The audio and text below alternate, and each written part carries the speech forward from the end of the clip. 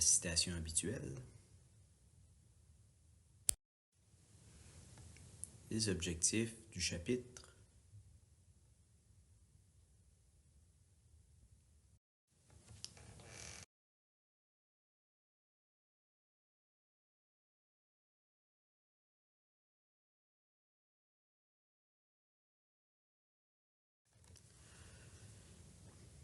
Ceci est la présentation du chapitre 5 de la thermodynamique qui traite du transfert de l'énergie thermique.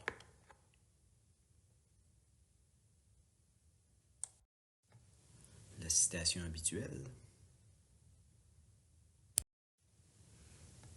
Les objectifs du chapitre.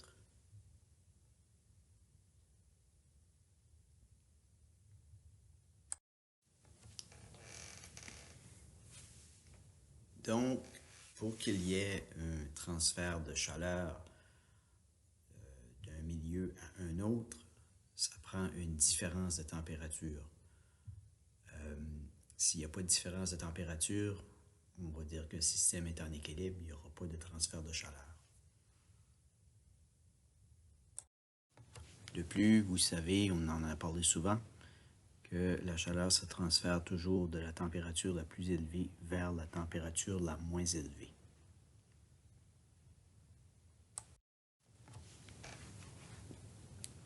Dans ce chapitre, on va parler de 3 modes de transfert de chaleur: la radiation, la conduction et la convection.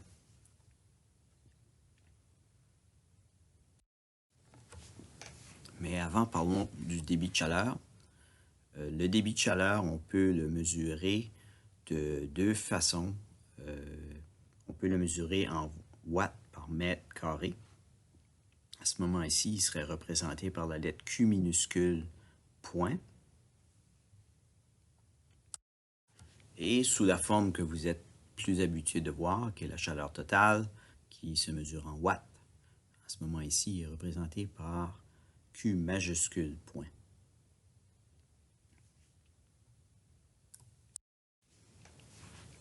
Donc, le rayonnement. Le rayonnement, c'est un type de transfert de chaleur qui se fait par rayonnement électromagnétique de type infrarouge. C'est ce genre de chaleur que vous ressentez lorsqu'il y a un beau gros soleil dans le ciel ou si vous êtes assis devant un feu de camp le soir, vous allez ressentir la chaleur du feu par rayonnement.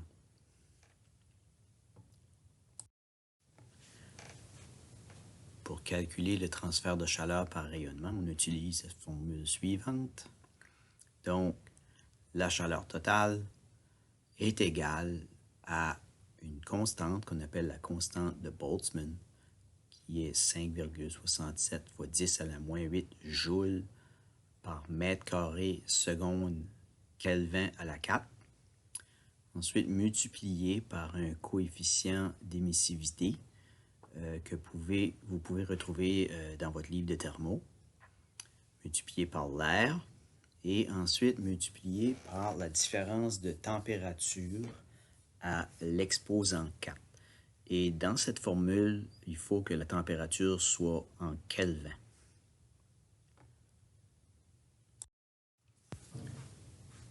Exemple 5,1. Dans la passerelle qu'il y a au bout de l'aile B qui mène à l'atelier de soudure, le chauffage est de type radiant au plafond. Ce sont des panneaux blancs en aluminium sur lesquels on a attaché du côté qu'on ne voit pas des tubes. À l'intérieur des tubes, il circule de l'eau chaude qui va réchauffer le panneau et c'est cette chaleur-là qui va radier dans la passerelle pour chauffer. Normalement, si on était tous au collège, on irait voir les panneaux sur place. On pourrait aussi les mesurer afin d'en calculer la surface. Mais comme nous ne sommes pas là, vous avez besoin de cette information-là pour résoudre l'exemple ou déterminer la puissance de ces panneaux-là. Je vous l'inclus donc ici On a 6 panneaux de 4,877 mètres par 0,3 et on a 2 panneaux de 3,069 mètres par 0,3 et ils sont de couleur blanche.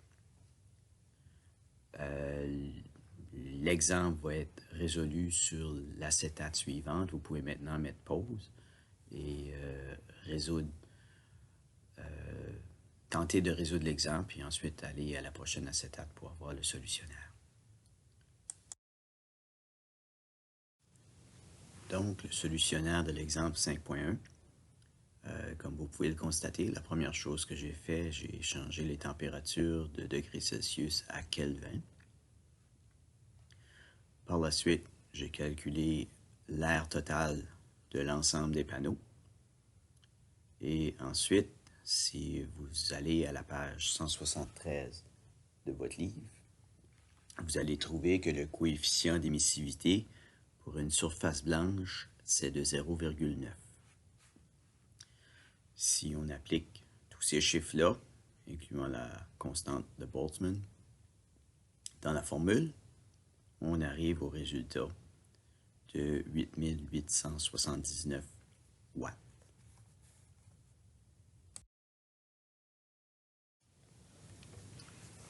La conduction, c'est le transfert de chaleur par contact moléculaire direct à l'intérieur même d'un matériau. Et comme de raison, les propriétés elles-mêmes du matériau vont influencer le niveau de conduction auquel on aura affaire. On pourrait dire qu'il peut se faire aussi en deux matériaux qui se touchent. Ça serait par exemple le cas d'une construction d'un mur extérieur d'un bâtiment qui est composé de plusieurs matériaux et d'isolants. La conduction peut se faire autant dans les solides, les liquides ou les gaz.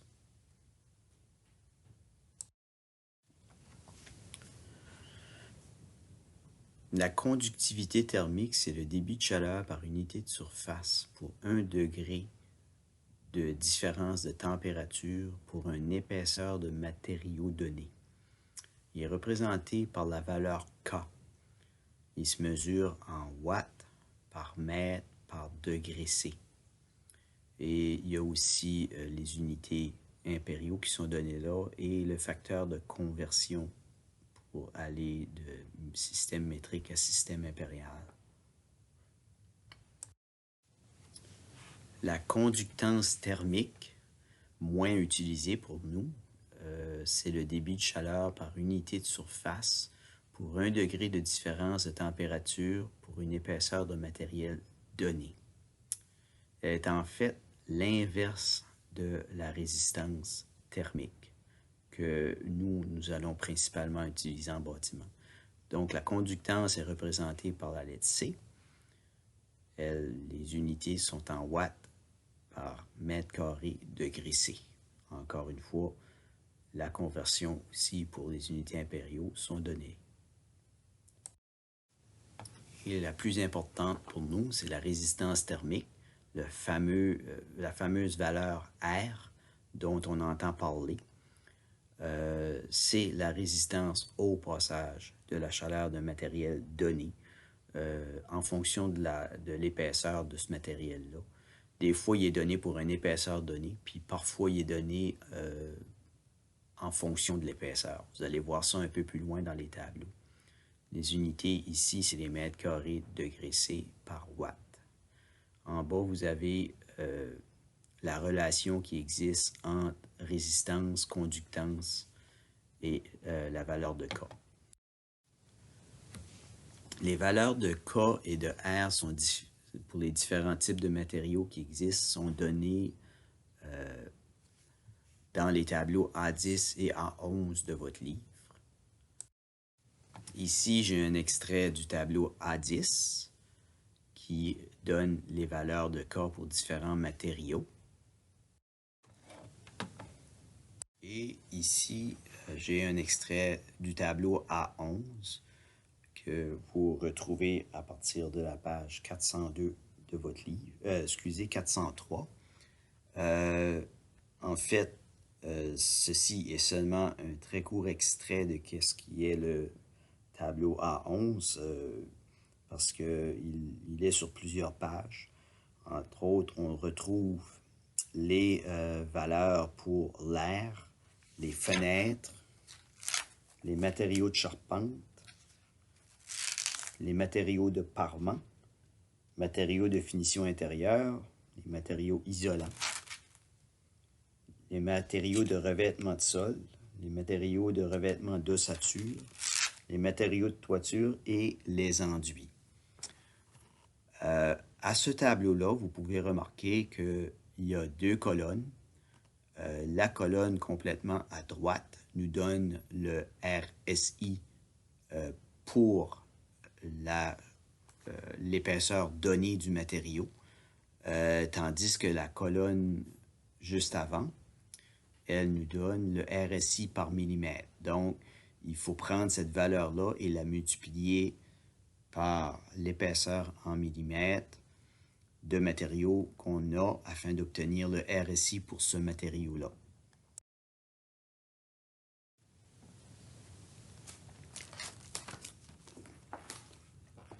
Pour un mur ou une construction de mur donnée, il faut faire la somme de toutes les valeurs RSI de chacune des composantes du mur. Et en faisant la somme, ça va nous donner le R total. C'est cette valeur-là, R total, qu'on va utiliser pour le calcul des pertes ou des gains de chaleur d'un bâtiment. Une chose à ne pas oublier, c'est certain que lorsqu'on a une construction de mur, on a les différents matériaux, mais il y a aussi un film d'air qui se forme à la surface des parois. Ce film d'air-là représente une certaine valeur isolante et il faut aussi inclure ce film d'air-là dans le calcul du R total. Exemple 5.2, c'est calculer le RSI total pour la construction de mur qu'on a ici, qui est composée de briques, isolants, blocs de béton, finition intérieure. On y retrouve aussi des espaces d'air ou des fonds de clouage. Je vais vous expliquer ça un peu plus en détail dans la résolution du problème qui est à la page suivante, à l'acétate suivante.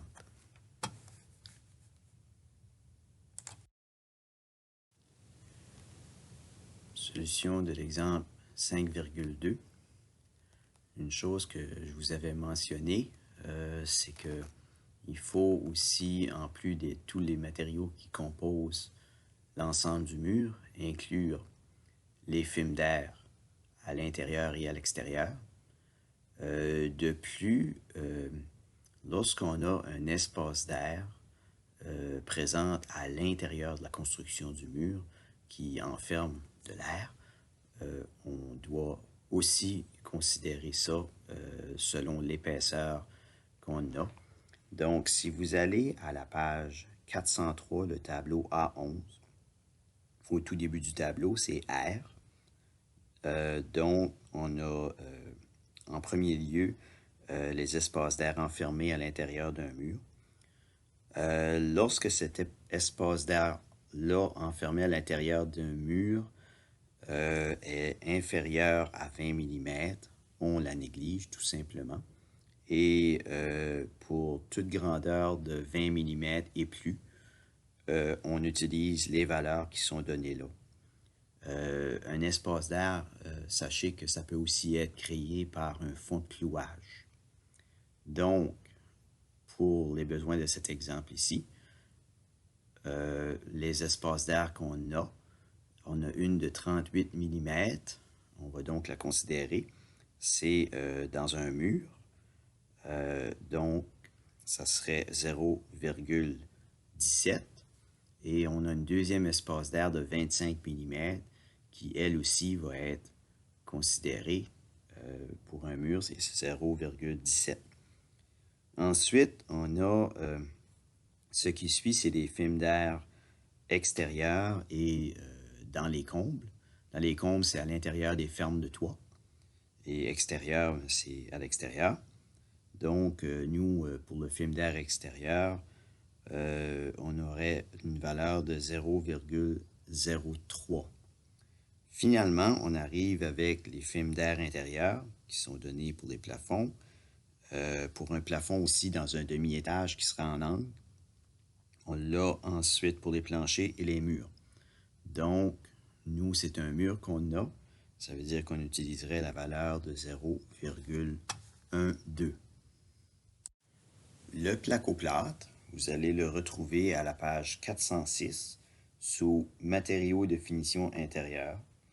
Et si vous regardez, vous allez constater qu'on a deux possibilités. On a placoplâtre et panneau de placoplâtre 10 mm. Donc, pour placoplâtre, il n'y a pas d'épaisseur spécifique de données. Ils vont donner plutôt le RSI en RSI par millimètre, tandis que l'autre, c'est pour un panneau de 10 mm exactement. Donc, lui, il va nous donner une valeur de 0,06 total. Mais nous, on a 16 mm. On va donc utiliser le premier. Donc, on doit faire 16 mm fois la valeur qui est donnée là, c'est-à-dire 0,0062. Et ça va nous donner une valeur RSI pour cette paroi-là de 0,1. Les blocs de béton, vous allez les retrouver à la page 404 sous matériaux de charpente. Donc, dans notre région, les blocs de béton qui sont principalement utilisés sont des blocs de béton à 2 cellules. Donc, si nous allons dans un bloc béton à 2 cellules, 190 mm, vous allez constater que la valeur RSI pour le bloc de béton est de 0,21.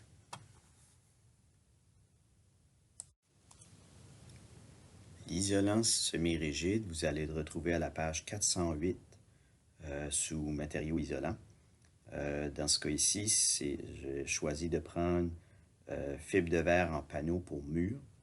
Et ici, on nous donne une valeur RSI par millimètre de 0,031 qu'on multiplie par l'épaisseur qui est 76 mm pour un total de 2,36.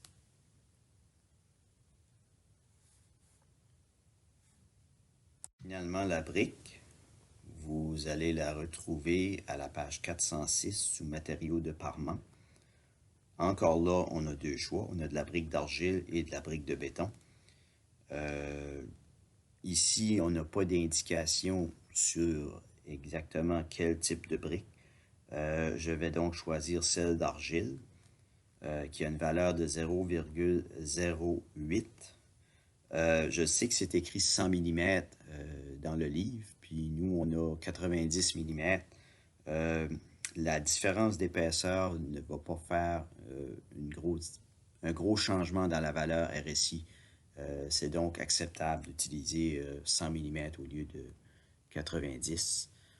Donc, on a tous les valeurs RSI de chacune des composantes du mur. Il s'agit maintenant d'en faire la somme pour trouver le total. Et ça nous donne 3,24 mètres carrés degrés C par watt.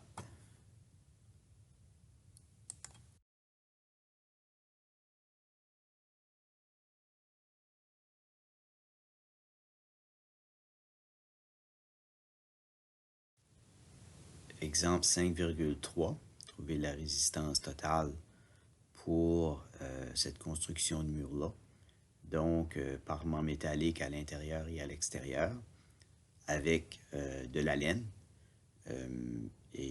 Sachez ici que les montants métalliques qui font la structure ou l'ossature du mur n'est pas considéré parce que comparé à la surface de la laine, la surface qu'occupent les montants métalliques est minime et négligeable.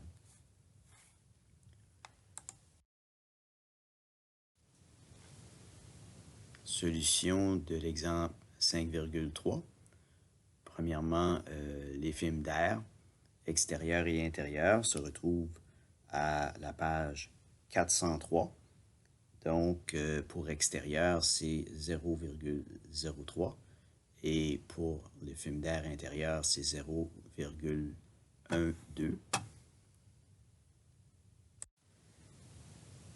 Le revêtement métallique, qu'il soit à l'intérieur ou à l'extérieur, vous allez le retrouver dans Matériaux de parement à la page 406 sous parement métallique. Moi, j'ai choisi les planches verticales à ranure en V dans les deux cas qui nous donnent une valeur de 0,12. Le contreplaqué de 19 mm, vous allez le retrouver à la page 405 sous matériaux de charpente, sous la section bois. Donc ici, c'est un contreplaqué de 19 mm. On peut donc utiliser celui de 18 qui est relativement proche. Donc on aurait une valeur de 0,165. Et finalement, il nous reste l'isolant. Il n'y a pas une grosse recherche à faire ici parce qu'on nous dit que la valeur RSI de l'isolant est de 3,5. Donc, on peut prendre cette valeur-là et finalement faire le total de toutes les valeurs RSI de chacune des composantes pour arriver à un total de 4,06 mètres carrés degrés C par watt.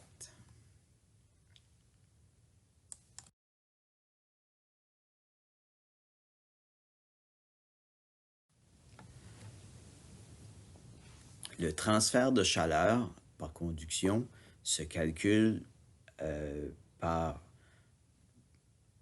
une formule et on a deux formules qu'on va voir ici. On va voir la formule pour les surfaces planes et la formule pour les surfaces cylindriques comme par exemple un tuyau.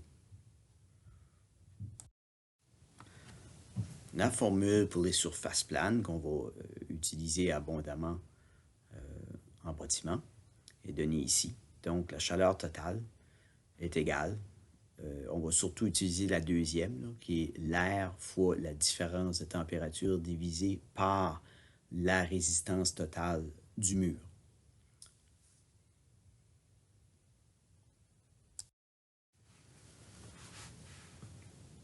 Donc, l'exemple suivant, 5,4, on nous demande que si on avait 65 mètres carrés du mur pour lequel on a calculé la valeur RSI totale à l'exemple 5,3, avec une température intérieure de 22 degrés C et moins 18 à l'extérieur, quelle serait la perte de chaleur au travers de ce mur-là?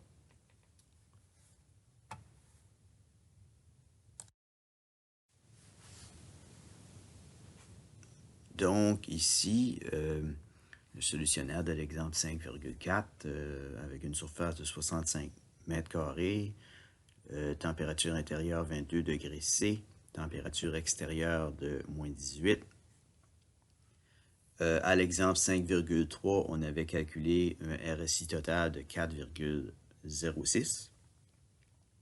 Il reste juste à entrer ces valeurs-là dans la formule. Et si vous faites le calcul, vous allez trouver une perte de chaleur de 640,4 watts.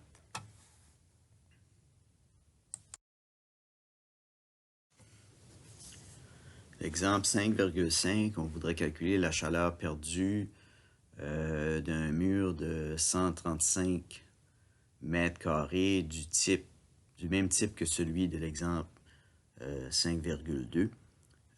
Lorsque les températures intérieures est de 24 degrés C et celle extérieure 35 degrés C.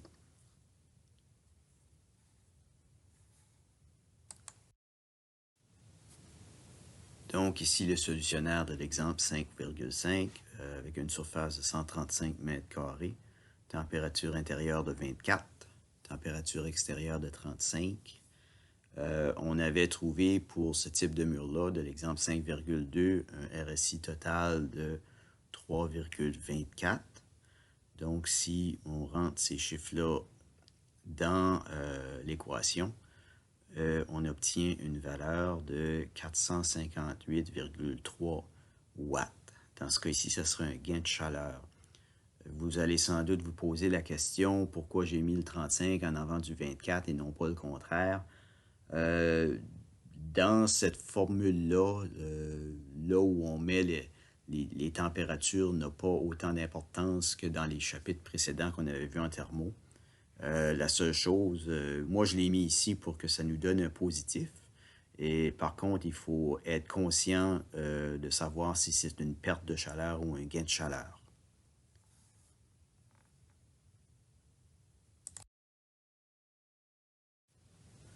Ensuite, la deuxième formule, c'est pour calculer les pertes de chaleur par conduction sur des surfaces cylindriques.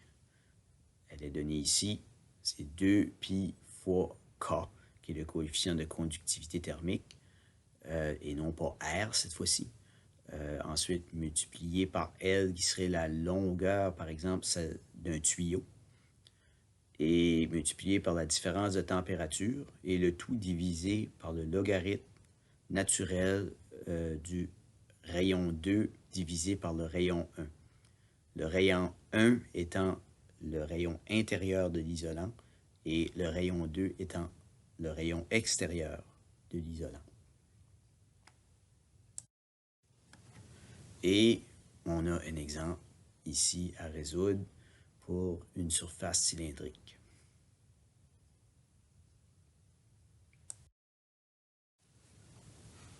Donc, le solutionnaire de l'exemple 5,6, on a un tuyau d'une longueur de 45 mètres. Le diamètre du tuyau est de 100 mm.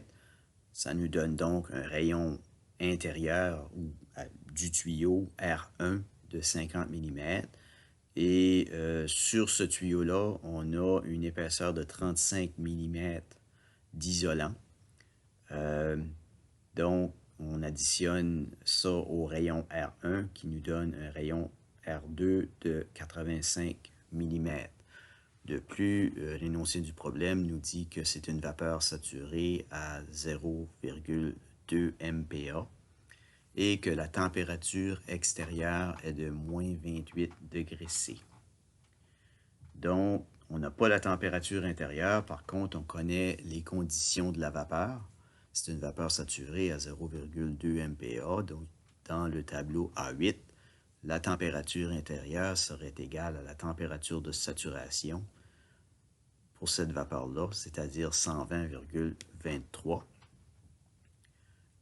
L'isolant, c'est une laine de verre. Donc, au tableau A10, si vous allez voir pour la valeur K, pour la laine de verre, c'est 0,04 watts mètre Kelvin. Ensuite, si on applique ces chiffres-là dans la formule, on obtient une valeur ou une perte de chaleur de 3159,4. Ici, vous allez sans doute remarquer que la valeur de K, c'est des kelvins qui est en bas. Et que moi, j'ai resté mes températures en degrés Celsius. C'est parce que c'est une différence de température qu'on a dans la formule. Donc, la différence de température, qu'elle soit en degrés Celsius ou en Kelvin, on obtient le même chiffre. C'est donc pour ça que je n'ai pas pris la peine de changer mes températures en Kelvin.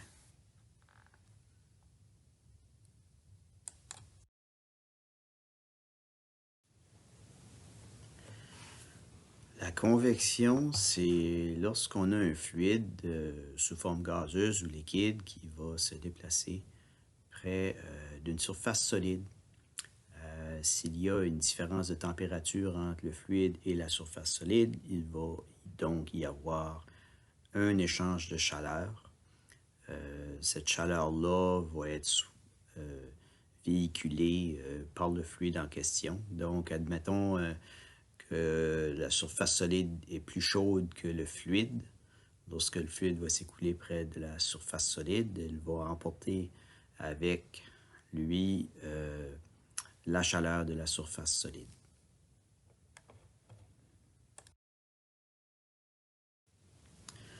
Des exemples de convection. une plainte chauffante. Lorsque l'air est chauffé près de l'élément chaud de la plainte chauffante, il devient plus chaud et va, par le fait même, quand il devient plus chaud, il devient moins lourd en raison de l'expansion thermique et va s'élever vers le haut, faisant du même coup entrer de l'air plus froid vers le bas. C'est aussi ce que l'on ressent lorsque nous sortons dehors des journées de fort vent, ce qu'on appelle le facteur éolien. Ça augmente la sensation de refroidissement de notre corps. Le tableau suivant est un tableau qui indique la sensation ou la sensation équivalente en degrés Celsius en fonction de la vitesse du vent et de la température extérieure. Donc, par exemple, s'il fait moins 10 dehors et qu'on a un vent de 20 km/h, on va avoir une sensation de moins 18.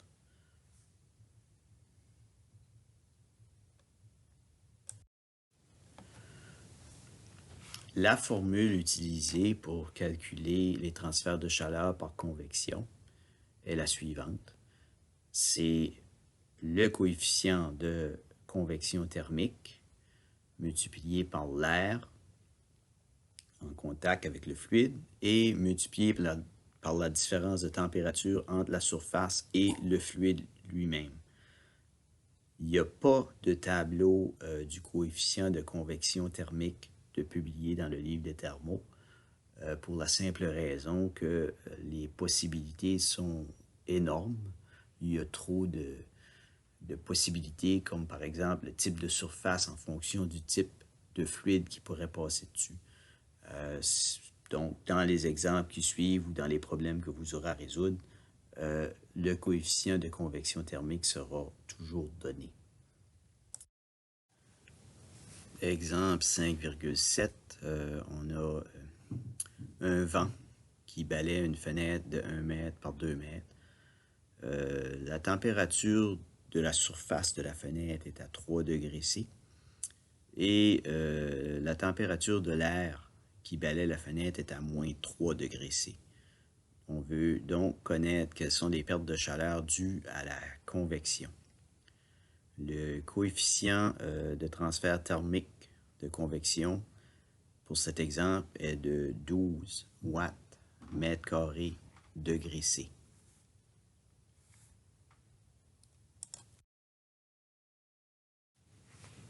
Donc, le solutionnaire de l'exemple 5,7, il y a juste à entrer les chiffres dans la formule. Comme de raison, le 2 mètres par seconde n'est pas utilisé ici. Et si vous rentrez les chiffres dans la formule, on obtient 144 watts de perte de chaleur.